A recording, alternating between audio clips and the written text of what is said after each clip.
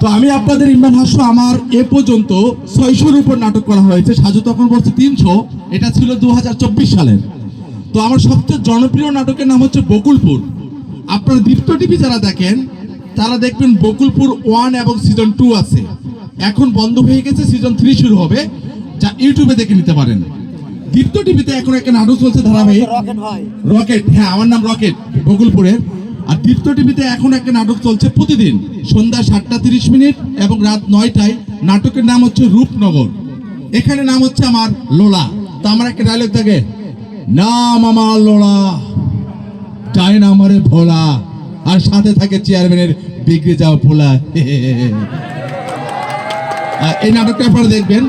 আমার নিজস্ব নাটক আছে, যে বললো তোফার জলে শেষ ভাত, দেখবেন, কান্না করবেন। আপনাদের মনে আছে ঢাকা ইউনিভার্সিটি একটা পাগলকে ভাত খাওয়ায় চুরির অপরাধে মারা হয়েছিল, মনে আছে? আমি সেই তোফার জল, আমার গা শিরে উঠছে। আমি তোফার জলের ভিডিওটা করতে গিয়ে আমি নিচে কান্না করছিলাম। একটা ছেলেকে ভাত খাওয়ায় যে মারে, এই ঘটনাটা আপনারা দেখবেন, ভালো লাগবে। আমার গতকাল একটা নাটক রিলিজ হয়েছে, নাম হচ্ছে আদু ভাই, মোশাররফ ভাইয়ের সাথে, দেখবেন। এবং আমার সিনেমা আছে লাল শাড়ি, কিছুক্ষণ আগে সাজু বলেছে লাল শাড়ি, অপু বিশ্বাসদের সাথে। তো এখানে আমার কি ক্যারেক্টার একটু বলবো? আল্লাহ কি দুষ্টু, তাহলে আমার দিকে ভাবে তাকায় যাবেন ঘটনা। তো আমার এটা আপনারা দেখবেন সবাই, হ্যাঁ। আরেকটা সিনেমা আছে আমার শান,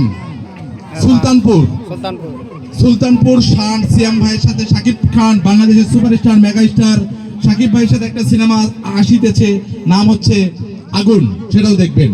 যাই হোক, কিছুদিন আগে একটা সিনেমা রিলিজ হয়েছে বেহুলা দরদি, আমার নাচ আছে, আপনারা সার্চ দেখবেন, এটাও ভালো লাগবে। তাহলে একটু হাসি নাকি? বিরক্ত হচ্ছেন? বিশ্বাস করেন, আজকে শুধুমাত্র আপনাদের এখানে আসবো বলে আমি বড় অনুষ্ঠান ঢাকাতে যাইনি, গেলে হয়তো ভালো একটা টাকা পাইতাম, কিন্তু আমি চাই জনগণের সাথে থাকতে, আপনাদের সঙ্গে থাকতে। আপনারা কি আমাকে রাখবেন?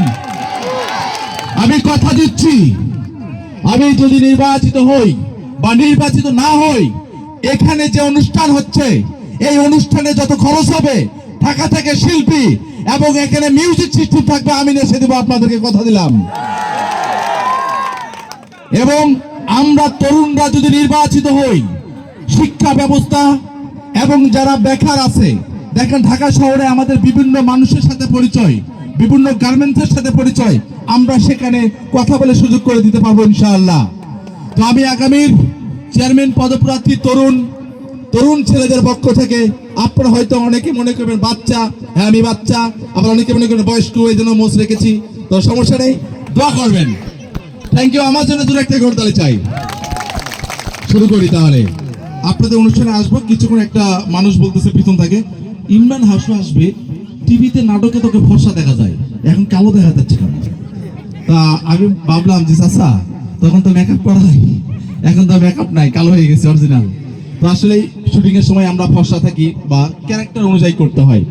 তো আচ্ছা, একটা কথা বলেন তো, মেয়েরা বেশি মিস কল দেয় না ছেলেরা বেশি মিস কল দেয়? ছেলেরা।